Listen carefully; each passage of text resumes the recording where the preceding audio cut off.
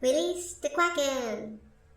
Greetings, fellow game designers. Ron here at Lame Duck Studios, and today we're going to take a look at a thing that I noticed while watching this wonderful video on Merc's channel on Luke Skywalker versus Darth Maul, and I was just kind of watching it and coming through, and I noticed a little thing that kind of bugged me. So I kind of jump in and I'll just play the video for you. You can see what I'm looking at.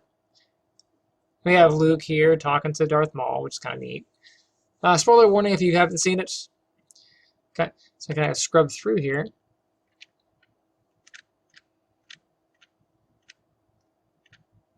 And if you look, you can see this where Maul's head is not quite attached to his body. You see that?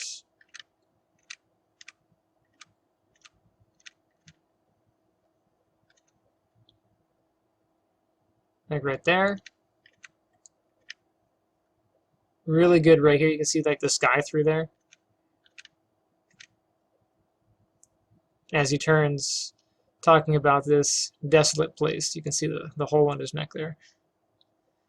Now, this is a really common thing that you'll see in games. The head and body and limbs might be segmented so that you can have them detach. So in this game, you can cut heads off, you can cut limbs off, or whatever. So it's really common to have segmented body parts. It's also good to do that when you want to have one body and then swap out different heads for that body. You'll kind of see that sort of thing. But this whole detach issue is actually something really easy to fix. So whenever I catch little things like that in like a AAA game, I'm like, oh, I would expect that in an indie game, but not really in a AAA game. So I'm going to jump back into my here. I'm going to take a look at how to solve that. So here I have a little bust of a character. And right now he does have some skin weights, which is great. His head does not detach. But this is all one body. So if your character is currently all one body, and you wanted to do a segmented body and you just didn't know how, or you had that issue with the skin detaching, and you're like, well, I'm not going to do that anymore because it's a problem. Here's a quick, easy solution. So the first thing I'll do is, if you have skin weights on there, I would recommend just nuking them, but nobody really wants to do that because, well, nuking your skin weights is kind of a pain. So you do have the option under skin. When you go to unbind, you can keep history, and that will save your construction history or your skin weighting history. But when you do the modification to the mesh, you might notice that you can't clean it later. So I recommend, but I'll show you the issue. Anyway, so let's say I want to separate the head. I'm going to go ahead and jump into edge mode here. And this works best if you have the same number of verts connecting the head and the neck. So that's that. I'll go up into modeling. I'll do detach. So edit mesh, detach. And then I will take the mesh and object mode, and let's do a separate. So mesh, separate. So I have my two pieces. You can say I have construction history on here, but because I have skin weight data on here, it's probably going to give me an error. So I go down to delete by type. If I do history and nuke everything, I'm going to try non-deformer.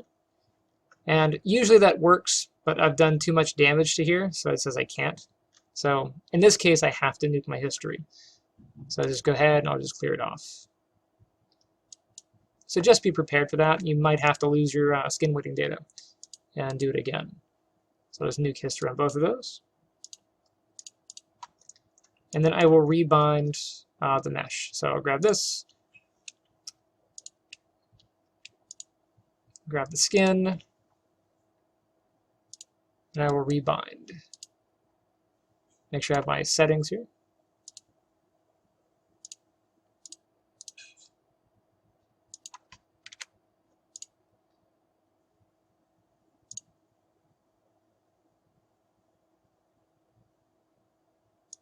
Okay. Now that everything's bound, I'll grab that head joint and go ahead and just rotate. And you can see there's that Darth Maul head issue kind of peeling away. Oh no! Alright. First things first, let's go ahead and jump into skin weights. I'm going to grab this paint skin weight options. Make sure you have both the joints and your head there. In this particular case, I'm going to just flood the head joint with all of the data that I need. So just go down to flood, make sure it's set to 1. You'll do something more precise than that, but this will give me a close enough situation. It's good, good, good. I don't need tool settings anymore. Okay, so now I should be able to turn the head, and the head won't squish. Head doesn't squish, but it does still tear. Okay. All right. So fixing the that little issue with the vertices there, a couple ways you can do it. You can either go through and paint the skin weights on the torso part, and just make sure you have the exact same values here. But the issue with that is you probably won't know what the exact values are. I mean, you can look them up, but most of it's going to be guesswork. It's going to be painting. It's going to be some sort of arbitrary value in there. You won't really know. You could take the vertices that are here and do a flood. That's another option. So go ahead and grab this, go to vertex mode, and I'll just grab the vertices around the neck. Jump back into object mode. I'll grab the skin and the skeleton. I'll jump back into paint skin weights. And inside my skin weight options, make sure I'm under paint. I'll scroll down. I want to flood this to a value of 1. And right click and go into vertex mode here. Make sure I have those. And I can hit flood. That'll flood those. And then I can turn the head, and all is well in the world. Hey. Now, if you don't know the exact value of the skin weights here, and you want to have the same value across, the board, then what you can do, make sure those are separated. Yeah. Then what you can do is this. So I'll jump into vertex mode. We will grab a vertex. Now, it used to be you could grab all of the vertices and do this, but I guess there's been a change. You can only grab one. So I'm going to go ahead and grab the one. I'm going to go up to skin here and copy skin weight. So pick one that has the ideal skin weighting that you like. Usually the value of one vertex to the relationship of one bone is going to be consistent across that skin cluster. So in this section of vertices, in this case, in relation to this bone, is going to have a very consistent skin weighting group. Okay, so you really don't need all of them, but I digress. So we'll grab one, go to skin, copy vertex weight.